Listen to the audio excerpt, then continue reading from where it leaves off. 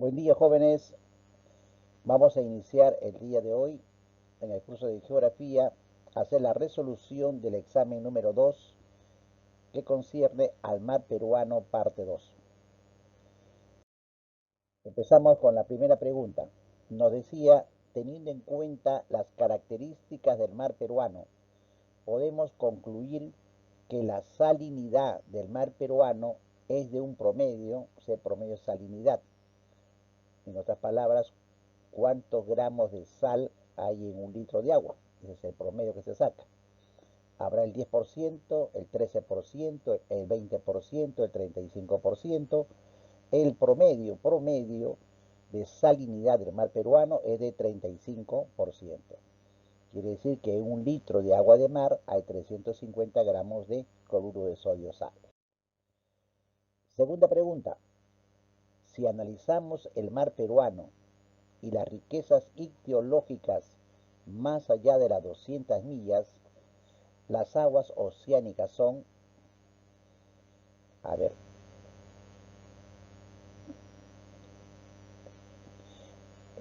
serán muy frías y de color verde, alternativa B, semitropicales y de color verde por la presencia de plancton, tropicales y de un color azul marino ya que carecen de fitoplancton, tropicales y de un color verde marino por la presencia de fitoplancton.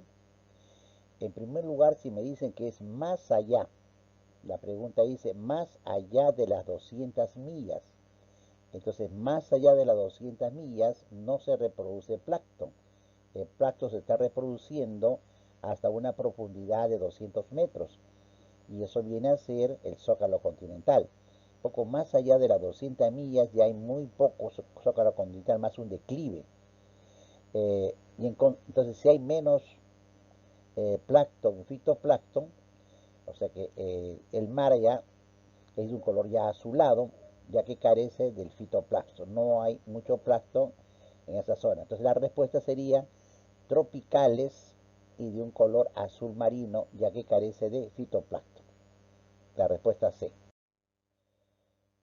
En el punto 3 dice, por la localización del mar peruano y sus componentes podemos afirmar que a máxima temperatura del mar peruano se produce en, o sea, la máxima temperatura del mar peruano. La localización, eso significa que estamos cerca a la línea ecuatorial, ¿no es cierto? Por la localización del mar peruano y sus componentes podemos afirmar que la máxima temperatura del mar peruano se produce en el sector norte, sector sur, sector centro, costero andino. En primer lugar sería pues el sector norte. ¿Por qué? Porque está más cerca a la línea ecuatorial e inclusive con la influencia de la corriente de Niño, por la ubicación que se encuentra. La respuesta ahí sería sector norte. Pregunta número 4.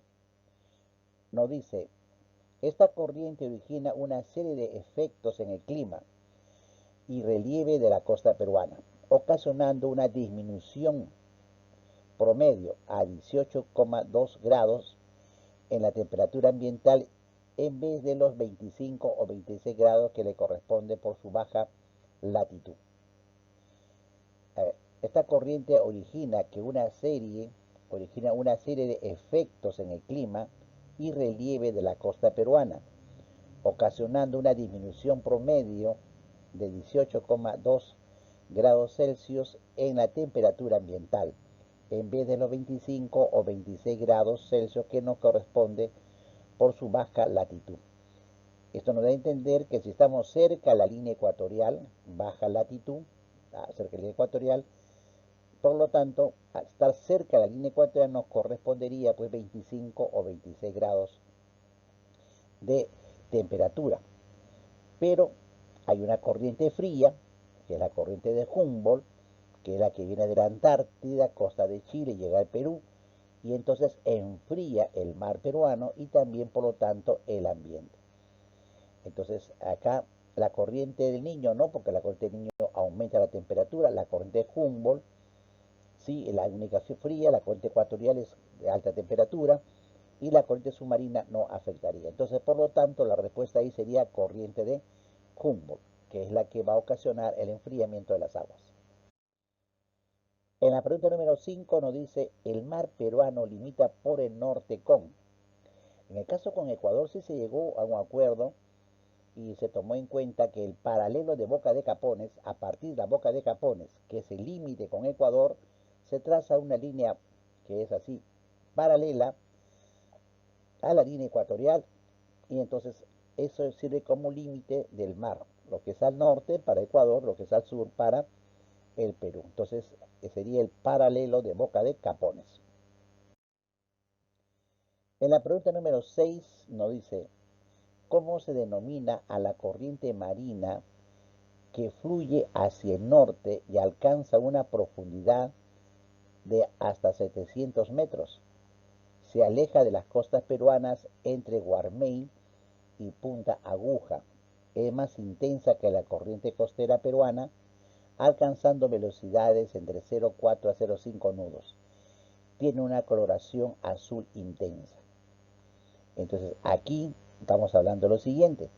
Estamos hablando ya no de la corriente de Humboldt, ni de la corriente, en este caso dice corriente de Crowell, es la que viene por el sector de Ecuador, la corriente peruana subsuperficial, la que está debajo de la corriente peruana, la corriente subsuperficial peruano-chilena, es el sentido contrario a la que va con dirección peruano-chilena, y la corriente oceánica peruana. Esa es la corriente oceánica peruana, esa es la que va a una profundidad hasta de 700 metros en la costa. Y que en Guarmey ya se desvía, en este caso a altura de Guarmey, en Ancash, se va a desviar hacia el occidente. Entonces, la respuesta ahí sería la corriente oceánica peruana. ¿De acuerdo? Bien, jóvenes, tienen ustedes ya las 6 respuestas para que puedan comparar. Nos vemos hasta la próxima. Gracias por su atención.